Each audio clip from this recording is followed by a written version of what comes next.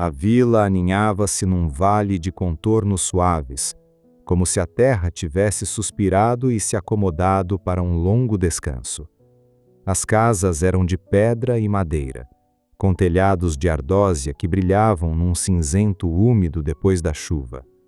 O ar era limpo, tinha o cheiro de terra molhada, de pão a assar e do fumo distante de uma chaminé. Nesta vila havia um costume antigo e silencioso. Ninguém trancava as portas, nem de dia, nem de noite. As portas encostavam-se, mas nunca se fechavam com chave. Era um gesto de confiança tecido ao longo de gerações, tão natural como respirar. Elara chegou numa tarde de outono, quando as folhas das tilhas que ladeavam a rua principal já formavam um tapete dourado no chão de pedra. A sua casa era pequena, a última da rua, com uma pequena oficina nas traseiras que cheirava a madeira e a pó. Ela trouxera consigo poucas coisas, as suas ferramentas, alguns livros e uma vontade de silêncio. Enquanto descarregava as suas caixas, notou o ritmo lento da vida ao seu redor. Um vizinho acenou com a cabeça, sem pressa. Crianças corriam na praça, as suas vozes ecoando suavemente, e todas as portas que via estavam apenas encostadas. Nos primeiros dias, Elara arrumou as suas coisas, colocou as ferramentas em ganchos na parede da oficina, organizou os livros numa prateleira simples, limpou o pó dos cantos. Quando tudo estava no seu devido lugar, sentiu uma inquietação suave. O seu corpo estava habituado ao trabalho, ao movimento de criar e reparar. Foi então que decidiu explorar o coração da vila, a pequena praça central. Havia um poço antigo, um banco de pedra e num canto algo que lhe chamou a atenção. Era uma caixa de madeira montada sobre um poste grosso, claramente esquecida pelo tempo. A madeira estava cinzenta e gasta pela chuva e pelo sol. A tampa estava partida, pendurada por uma única dobradiça enferrujada. Uma fenda percorria um dos lados e o interior estava cheio de folhas secas e teias de aranha. Parecia um objeto que tinha perdido seu propósito. Ela aproximou-se e tocou na madeira áspera. Sentiu a textura frágil, quase a se desfazer sob seus dedos. Era um desequilíbrio naquele lugar de cuidado silencioso. Tudo na vila parecia ter o seu lugar, a sua função, a sua dignidade. As casas eram mantidas, os jardins eram cuidados, as ruas eram limpas. Mas aquela caixa, no centro de tudo, estava em ruínas. Elara ficou ali, a olhar para ela enquanto o sol da tarde descia e lançava longas sombras pela praça. Uma pergunta silenciosa se formou na sua mente. Para que serviria? E por que foi deixada assim? No dia seguinte, ela voltou à praça. Sentou-se no banco de pedra e observou. Viu uma mulher deixar um cesto de maçãs no degrau do poço. Pouco depois, um homem passou, pegou em 2 maçãs e deixou um pequeno malho de ervas aromáticas no seu lugar. Mais tarde, uma criança correu até o cesto, pegou numa maçã e saiu a rir. Era uma troca silenciosa, um sistema de partilha que fluía sem regras escritas. E Elara compreendeu. A caixa era o antigo centro dessa partilha, um lugar formal para as trocas. Agora, as pessoas usavam o poço, o banco, os degraus das suas próprias casas. A confiança continuava, mas o seu símbolo estava quebrado. Naquele momento, uma decisão clara e definitiva tomou forma dentro dela. Não foi um pensamento complexo, mas um impulso simples e direto. Ela ia consertar a caixa. Não porque alguém lhe pediu, nem para impressionar seus novos vizinhos, mas porque o seu ofício era restaurar, era dar nova vida ao que estava quebrado, devolver o propósito ao que o tinha perdido. Ela olhou para a caixa partida e já a conseguia ver inteira. Via a madeira limpa e forte, a tampa a fechar-se suavemente. seu interior pronto para acolher as ofertas da comunidade. A promessa daquela transformação era uma promessa de ordem, de restauro, de calma.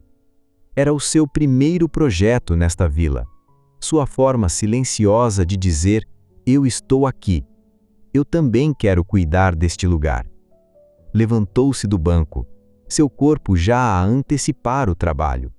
O sol poente iluminava a poeira que dançava no ar, e a praça estava silenciosa, à espera. No dia seguinte, o ar estava fresco e limpo. Elara acordou com o primeiro canto dos pássaros e preparou um chá quente. Da sua janela, via a praça a despertar lentamente. O fumo subia direto das chaminés. Ela não tinha pressa. Terminou seu chá, lavou a chávena e dirigiu-se à oficina. O espaço estava organizado, as ferramentas penduradas, cada uma no seu lugar. Pegou num carrinho de mão de madeira, um martelo de garra e um pé de cabra pequeno. O plano para o dia era simples: trazer a caixa para a sua oficina. Atravessou a rua principal. As pedras do chão estavam úmidas do orvalho. Quando chegou à praça, o sol começava a tocar o topo dos telhados. A caixa de partilha continuava no seu lugar, como uma sentinela cansada. Elara examinou a forma como estava presa ao poste.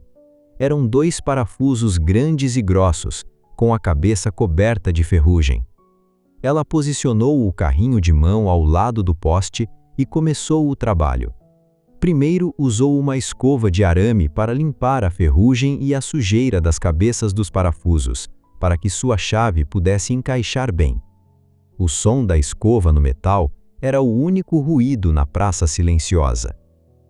Depois de limpar, encaixou uma chave de fendas grande na ranhura do primeiro parafuso. Fez força. O parafuso não se moveu. Estava preso pela ferrugem e pelos anos. Elara não forçou mais. Foi buscar uma pequena lata de óleo à sua oficina. Com cuidado, aplicou algumas gotas de óleo nas roscas dos parafusos. Deixou o óleo atuar por alguns minutos, enquanto observava as nuvens a moverem-se lentamente no céu. Depois, tentou novamente. Desta vez, com um gemido baixo e relutante, o parafuso começou a girar. Foi um movimento lento e difícil, mas progressivo. Meia volta, uma pausa, mais meia volta. O som do metal a ranger era um som de libertação. Repetiu o processo no segundo parafuso. Em breve, a caixa estava solta. Com cuidado, Elara inclinou a caixa e amparou-a antes que caísse. Era mais pesada do que parecia. A madeira, embora gasta, era maciça. Ela colocou-a deitada no carrinho de mão, com a tampa partida virada para cima. O regresso à sua oficina foi lento. As rodas do carrinho de mão faziam um ruído baixo e constante nas pedras da rua. Ninguém a parou para perguntar o que estava a fazer. As pessoas viam-na, acenavam com a cabeça e continuavam seus afazeres. Havia um entendimento tácito de que suas intenções eram boas. Dentro da oficina, Elara levantou a caixa e colocou-a sobre a sua bancada de trabalho. A bancada era grande e sólida, feita de carvalho. A luz que entrava pela janela iluminava a superfície da caixa, revelando a extensão do abandono. Estava coberta por uma camada de pó, líquenes e teias de aranha. O primeiro passo era a limpeza. Elara pegou numa escova de cerdas macias e começou a varrer a sujidade da superfície. Varreu as folhas secas do interior, os cacusos de insetos, a terra acumulada nos cantos. A cada passagem da escova, uma camada de esquecimento era removida. Depois da limpeza seca, preparou um balde com água morna e um pouco de sabão neutro. Com um pano macio, começou a lavar a madeira. Esfregou suavemente em círculos, vendo a água suja escorrer. A cor cinzenta e pálida da madeira começou a dar lugar a um castanho mais quente, a cor original do pinho envelhecido. Ela limpou o interior, os lados, o fundo. Removeu a dobradiça partida e colocou-a de lado. Lavou a tampa com o mesmo cuidado. A água no balde ficou escura. Quando terminou, a caixa estava completamente limpa, mas os seus defeitos agora eram mais visíveis. Com a caixa limpa e úmida sobre a bancada, Elara fez a sua avaliação. Era o momento de compreender a fundo o que precisava de ser feito. A fenda num dos lados era profunda. Uma das tábuas do fundo estava podre e precisava ser substituída. As juntas dos cantos estavam soltas, enfraquecidas pela umidade. A tampa, além de partida, tinha a madeira empenada pelo sol. Ela passou os dedos por cada defeito, sentindo a textura da madeira, avaliando sua integridade. Fez uma lista mental, não no papel. Primeiro, a estrutura. Substituir a tábua do fundo e reforçar as juntas. Depois, a fenda lateral. Em seguida, a tampa. E, por fim, o acabamento. O plano estava traçado, claro e sequencial. A caixa repousava na bancada, limpa e exposta, pronta para o início da sua reparação. O dia de trabalho terminava ali, com um objeto avaliado e um plano definido. A manhã seguinte começou com o cheiro a madeira. Elara abriu a porta da oficina e a luz clara da manhã entrou, iluminando a caixa sobre a bancada. A madeira já estava seca. O primeiro passo do dia era o mais estrutural, a reparação do fundo e das juntas. A estabilidade viria primeiro. Ela virou a caixa ao contrário, com cuidado, expondo a tábua podre. A madeira estava escura e macia ao toque, desfazendo-se em fibras úmidas. Não havia como salvá-la. Com um formão afiado e um maço de madeira, Elara começou a remover a tábua danificada. Trabalhava devagar, com golpes precisos, para não danificar as tábuas saudáveis ao lado. Os pedaços de madeira podre saíam com facilidade, libertando um cheiro de terra e de decomposição. Em pouco tempo, havia um espaço vazio no fundo da caixa. Uma janela retangular que mostrava a superfície da bancada por baixo. Ela limpou bem a área, removendo todos os detritos, deixando as extremidades das outras tábuas limpas e prontas para receber a nova peça. Agora precisava encontrar a madeira certa para a substituição. Elara foi até um canto da oficina onde guardava tábuas de madeira recuperada. Eram peças de móveis antigos, de portas que já não existiam, de projetos passados. Ela acreditava que a madeira com história tinha mais caráter. Procurou até encontrar uma tábua de pinho da mesma espessura e com um grão semelhante ao da caixa. Era uma prateleira de um armário antigo. Tinha a cor do mel e era sólida e seca. Levou a tábua para a bancada. Com uma fita métrica e um lápis, mediu o espaço vazio na caixa. Transferiu as medidas para a tábua de pinho, marcando as linhas de corte com precisão. Usou um serrote de costas, sua lâmina fina e afiada. O som do serrote a cortar a madeira era rítmico e constante, um zumbido suave que enchia a oficina. Elara seguia a linha do lápis sem esforço, seu corpo habituado a este movimento. Quando terminou, a nova peça tinha exatamente o tamanho e a forma necessários. Ela testou o encaixe. A peça entrou no espaço vazio de forma justa e perfeita, sem folgas. Antes de fixar a nova tábua, era a altura de cuidar das juntas. Com a caixa ainda virada ao contrário, ela examinou os 4 cantos. As juntas estavam soltas, e a caixa abanava ligeiramente quando ela aplicava pressão. Para resolver isto, usaria cola de madeira e cavilhas, pequenos pinos de madeira que reforçariam a união. Primeiro, limpou as juntas antigas, removendo qualquer resíduo de cola velha ou sujeira. Depois, aplicou uma fina camada de cola de madeira fresca nas superfícies de contato. A cola era branca e espessa. Com a ajuda de grampos de marceneiro, apertou os cantos, garantindo que as juntas ficassem bem unidas e em ângulos retos. A caixa ficou imóvel, presa pelos grampos, enquanto a cola começava a secar. Enquanto esperava, ela lixou a nova tábua do fundo. Usou uma lixa de grão médio, passando-a suavemente sobre a superfície e as arestas. Queria que a peça nova se integrasse perfeitamente com a madeira antiga. O toque da madeira tornou-se suave e sedoso. Quando a cola nas juntas estava suficientemente firme, ela removeu os grampos. A caixa já não abanava, estava sólida.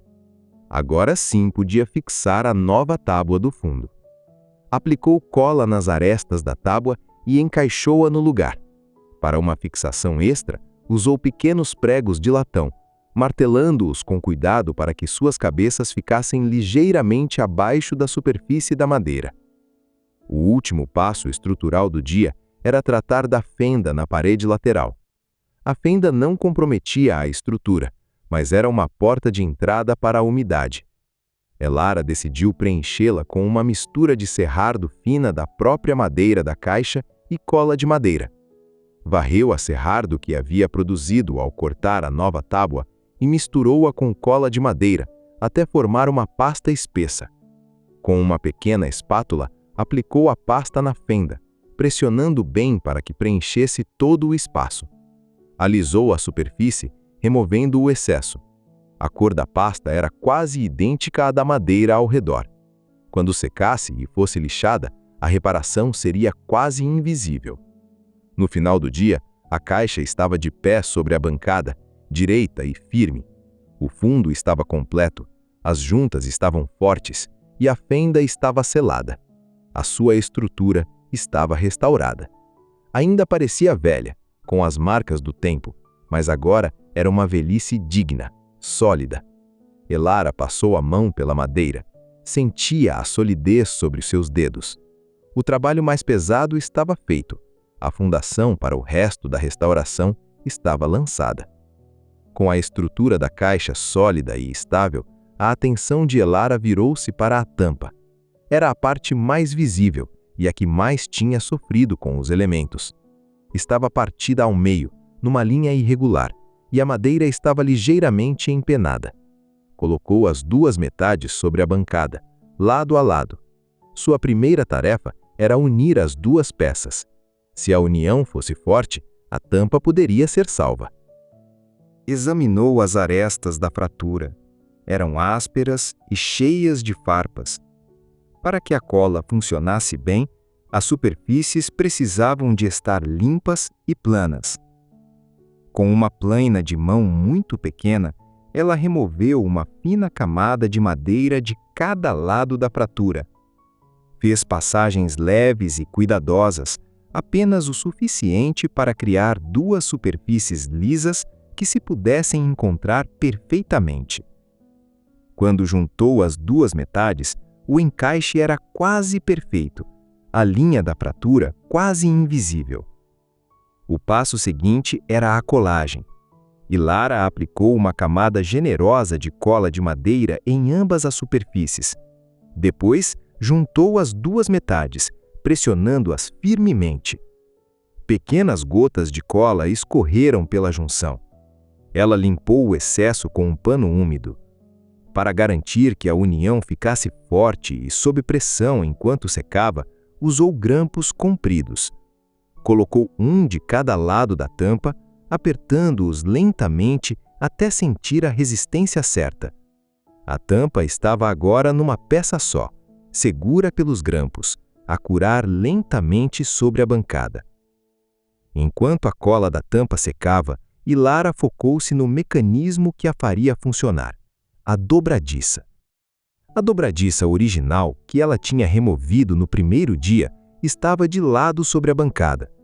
Era de ferro, coberta por uma crosta de ferrugem laranja e castanha.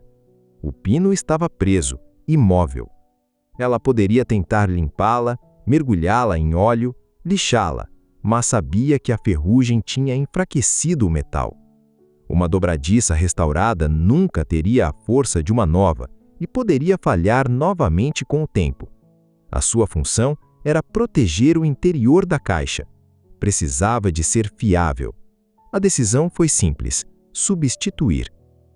E Lara tinha uma pequena caixa de madeira onde guardava ferragens sortidas, parafusos, pregos, puxadores e dobradiças que tinha recolhido ao longo do tempo.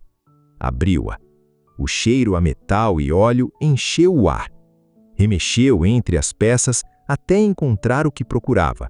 Eram 2 dobradiças de latão pequenas, mas robustas. O latão tinha uma pátina suave, uma cor de ouro velho que combinaria bem com a madeira envelhecida do pinho. Não eram novas e brilhantes, mas eram fortes e funcionavam perfeitamente. Quando a cola da tampa estava completamente seca, algumas horas depois, Lara removeu os grampos. Passou os dedos sobre a linha da união. Estava lisa e sólida. A tampa era uma peça só novamente. Havia ainda o problema do empeno. A madeira não estava perfeitamente plana. Para corrigir isto, ela usou um método lento e gentil. Molhou um pano em água quente e torceu-o bem. Colocou o pano sobre o lado côncavo da tampa, o lado que estava curvado para dentro. Depois, colocou um peso plano e pesado sobre o pano, um bloco de pedra que usava como batente de porta. A umidade e o peso iriam lentamente encorajar as fibras da madeira a relaxar e a voltar a uma forma mais plana. Seria um processo de um dia inteiro. No dia seguinte, ela removeu o peso e o pano. A tampa estava visivelmente mais plana. Não estava perfeita, mas a curvatura era agora suave e quase imperceptível. Estava pronta para receber as novas dobradiças. Lara posicionou a tampa sobre a caixa, alinhando-a cuidadosamente. Marcou com um lápis os locais exatos onde as dobradiças seriam fixadas, tanto na tampa como no corpo da caixa. A precisão aqui era fundamental para que a tampa abrisse e fechasse sem prender. Com um berbique manual, fez pequenos furos piloto para os parafusos. Isto evitaria que a madeira velha rachasse. Depois, com uma chave de fendas, aparafusou as dobradiças de latão no lugar. Os pequenos parafusos de latão entraram na madeira de forma suave. Primeiro fixou as dobradiças na caixa, depois na tampa. Quando terminou, levantou a tampa pela primeira vez. Abriu-se em um arco suave e silencioso. Depois, baixou-a. Fechou-se com um som baixo e satisfatório, pousando perfeitamente sobre as bordas da caixa. Abriu e fechou mais uma vez para confirmar. O movimento era fluido, sem resistência. A caixa tinha agora sua proteção de volta. A sua porta para o mundo estava funcional e segura. O trabalho na trampa e na dobradiça estava concluído. A caixa estava agora estruturalmente completa. Era sólida, funcional, mas a sua superfície ainda contava uma história de negligência. A madeira, embora limpa, estava seca e pálida. As marcas de lixamento, as áreas reparadas e a madeira original tinham tons diferentes. O próximo passo era unificar e proteger. Era o momento de dar à madeira o alimento e o acabamento que a fariam resistir a mais anos de sol e chuva. Lara começou com uma lixação final e completa. Desta vez, usou uma lixa de grão fino.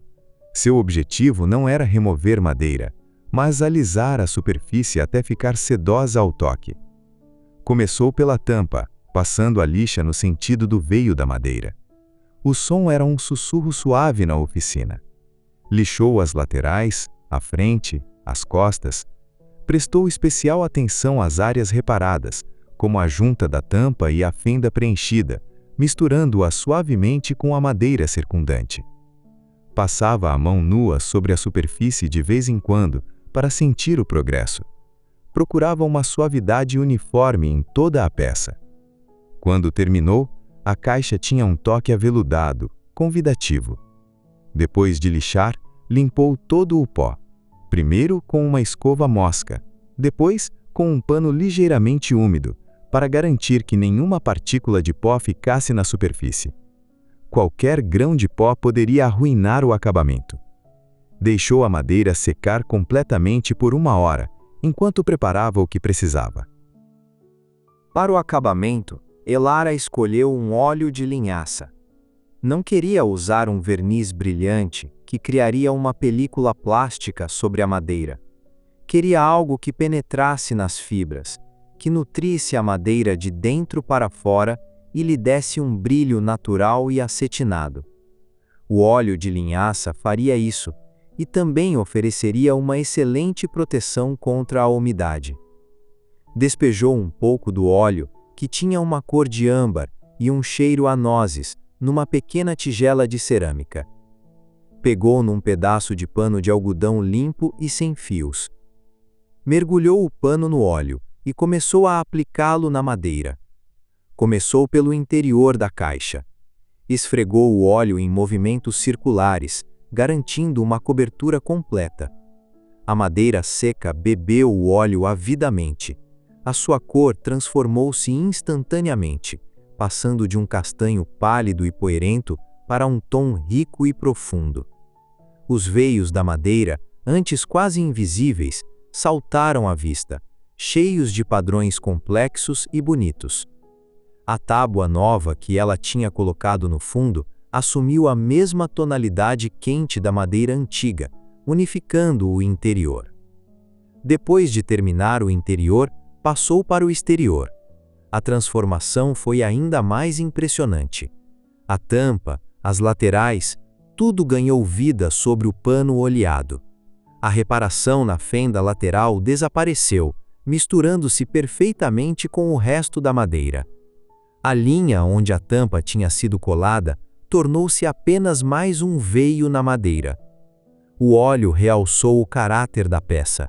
Os pequenos nós, as marcas de serra antigas, os sinais do tempo.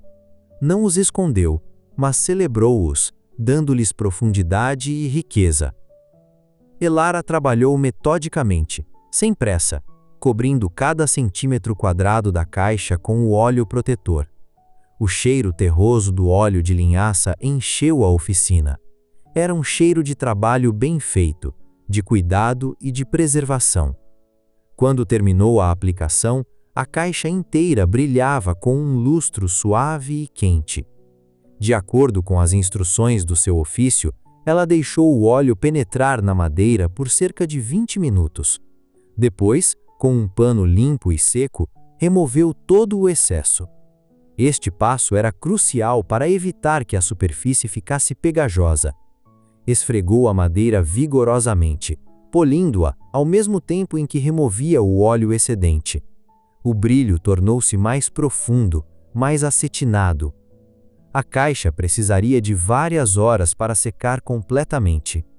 Elara abriu a janela da oficina para permitir a circulação de ar. Colocou a caixa num lugar onde não apanhasse sol direto. O trabalho daquele dia estava feito. Era um trabalho de paciência, de espera. Ela saiu da oficina e foi para sua pequena cozinha preparar uma refeição simples. Sentou-se à mesa a comer e da sua janela conseguia ver a silhueta da caixa a secar lentamente na penumbra da oficina. Estava protegida, estava nutrida, estava quase pronta. A caixa de partilha repousava sobre a bancada. A sua madeira agora rica e com um brilho suave. O óleo tinha secado completamente, deixando uma superfície lisa e protegida. A estrutura estava sólida, a funcionalidade estava restaurada e a beleza da madeira tinha sido revelada. Faltavam apenas os detalhes finais, os pequenos toques que transformariam o objeto de meramente funcional para algo com uma alma própria, uma identidade. Elara sentia que a caixa precisava de um sinal, algo que comunicasse o seu propósito de forma simples e clara. Ela pensou em pintar uma palavra, mas queria algo mais permanente, algo gravado na própria madeira. Decidiu fazer uma pequena inscrição na frente da caixa.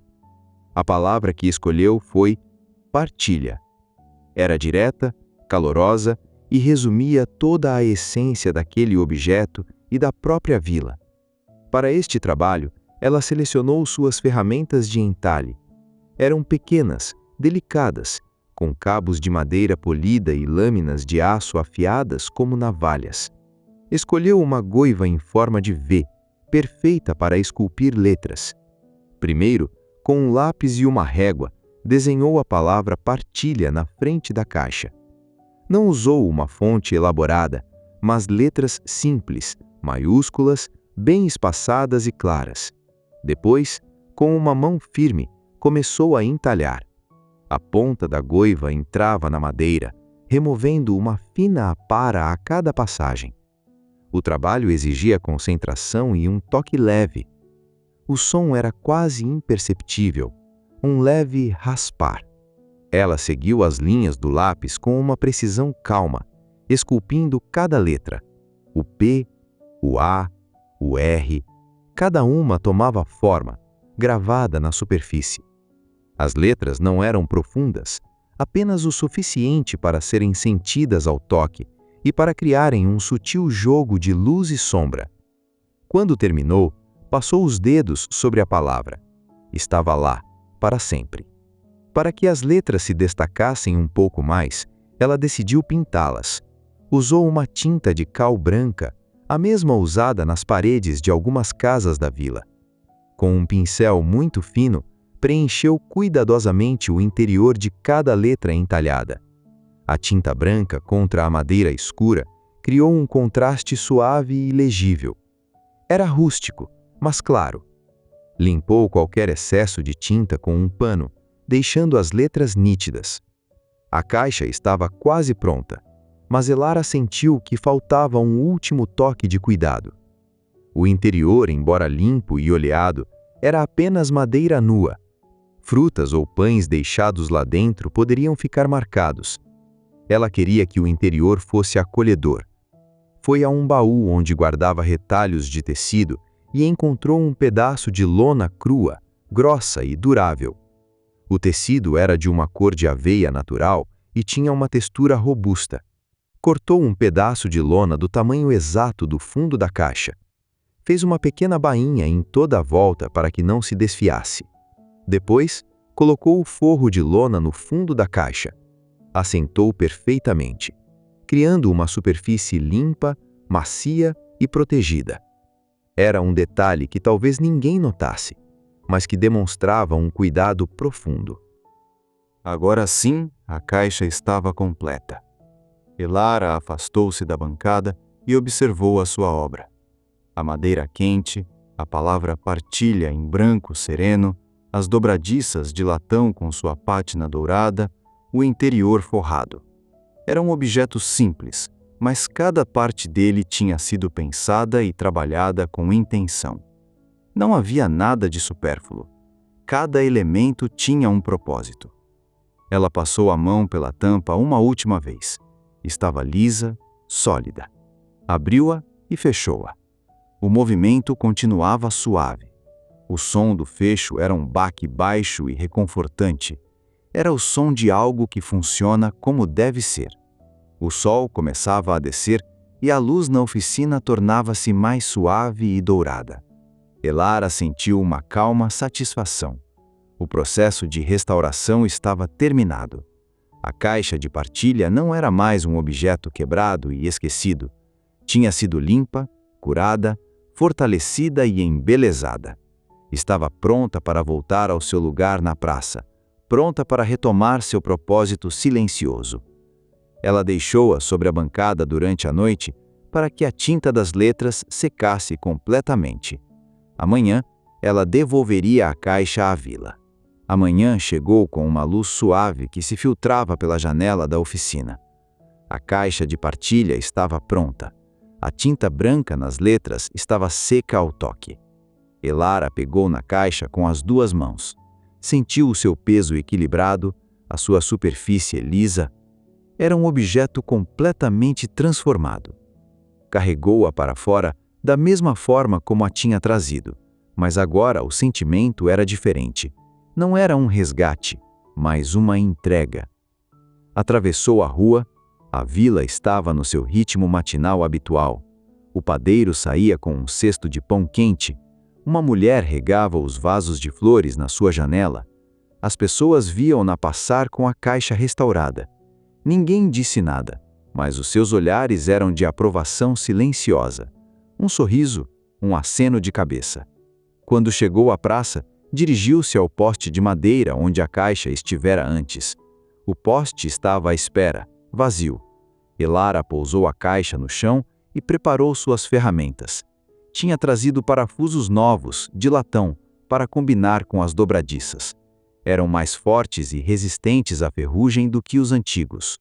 Com a ajuda de um pequeno nível de bolha, posicionou a caixa contra o poste, garantindo que ficava perfeitamente direita.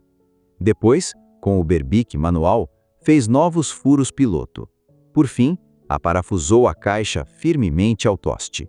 Apertou cada parafuso até sentir que estava seguro. Quando terminou, deu um passo atrás para contemplar. A caixa de partilha estava de volta ao seu lugar, mas agora, em vez de ser um sinal de abandono, era um ponto de luz e cuidado no centro da praça. A madeira quente brilhava sob o sol da manhã. A palavra partilha era um convite claro e gentil. A tampa estava fechada, protegendo seu interior limpo e forrado. A caixa parecia pertencer àquele lugar, como se nunca o tivesse deixado, mas ao mesmo tempo parecia nova, cheia de uma promessa renovada. Elara ficou ali por um momento, apenas a olhar. O seu trabalho estava feito. O ciclo de restauração estava completo. Agora a caixa já não era sua. Pertencia à vila. Ela voltou para sua casa, entrou na cozinha e olhou em volta. Na sua pequena horta, os tomates estavam maduros e vermelhos. Tinha colhido mais do que precisava. Pegou em 4 dos tomates mais bonitos e colocou-os num pequeno cesto. Depois, lembrou-se de um livro que tinha terminado de ler na noite anterior. Era uma história simples sobre um jardineiro. Achou que outra pessoa poderia gostar de a ler. Foi buscar o livro à sua sala. Com o cesto de tomates e o livro na mão, voltou à praça. Abriu a tampa da caixa de partilha. O movimento foi suave. A dobradiça não fez qualquer ruído. Colocou os tomates e o livro lá dentro, sobre o forro de lona. O interior limpo e vazio estava agora inaugurado. Fechou a tampa. O som baixo e sólido ecoou por um instante na praça silenciosa. Enquanto se afastava, viu seu vizinho mais próximo, um homem idoso chamado Arthur, a sair de casa. Ele tinha a visto a trabalhar na caixa nos últimos dias. Ele se aproximou da caixa, abriu a tampa e espiou para dentro. Viu os tomates e o livro. Acenou com a cabeça para Elara, um gesto de compreensão e agradecimento.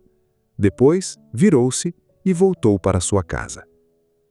Elara sentou-se no banco de pedra, o mesmo onde tinha tomado a decisão de consertar a caixa. De lá observou. Poucos minutos depois, Arthur regressou. Trazia na mão um pequeno frasco de vidro. Abriu a caixa e colocou o frasco lá dentro, ao lado dos tomates. Parecia ser compota caseira. Ele fechou a tampa e, antes de ir embora, deu uma pequena palmada na lateral da caixa, um gesto de afeto, como se cumprimentasse um velho amigo que tinha voltado. Mais tarde, uma jovem mãe que passava com seu filho parou. A criança, curiosa, pediu para ver o que estava lá dentro. A mãe abriu a tampa. O menino olhou com os olhos muito abertos. A mãe pegou num tomate e deu ao filho. Depois pegou no livro, folheou-o e sorriu. Deixou o livro lá dentro e fechou a tampa. A partilha tinha recomeçado. A caixa estava viva outra vez, a cumprir o seu propósito. Elara observou, sentindo uma paz profunda. O seu trabalho não tinha terminado quando ela colocou o último parafuso. Tinha terminado agora, neste momento, ao ver a caixa ser usada integrada de volta no fluxo silencioso da vida da vila. O resto do dia passou lentamente, como a sombra de uma árvore a mover-se pelo chão. Elara ocupou-se com tarefas simples em sua casa, cuidou do seu pequeno jardim, arrumou a oficina, leu um pouco. De vez em quando, o seu olhar se desviava para a janela que dava para a praça. Via pessoas a se aproximarem da caixa. Algumas apenas olhavam, outras abriam, deixavam algo, levavam algo. Um molho de cenouras apareceu, um novelo de lã foi deixado, o livro desapareceu. A caixa era um ponto de encontro silencioso, um pequeno coração a pulsar no centro da vila. Quando o sol começou a descer no horizonte, pintando o céu com tons de laranja e rosa, Elara preparou uma chávena de chá e levou-a para o pequeno alpendre em frente da sua casa. Sentou-se na sua cadeira de madeira, o calor da chávena aquecia-lhe as mãos, a brisa do final da tarde era suave e trazia o cheiro da terra arrefecida. A luz dourada banhava a praça. As pedras do chão pareciam mais quentes e as sombras das casas alongavam-se, tornando-se macias. A caixa de partilha estava ali, no seu poste. Sua cor de mel se destacava suavemente contra a pedra cinzenta do poço. Já não era uma novidade. Parecia que sempre tinha estado ali, naquele estado de cuidado e dignidade.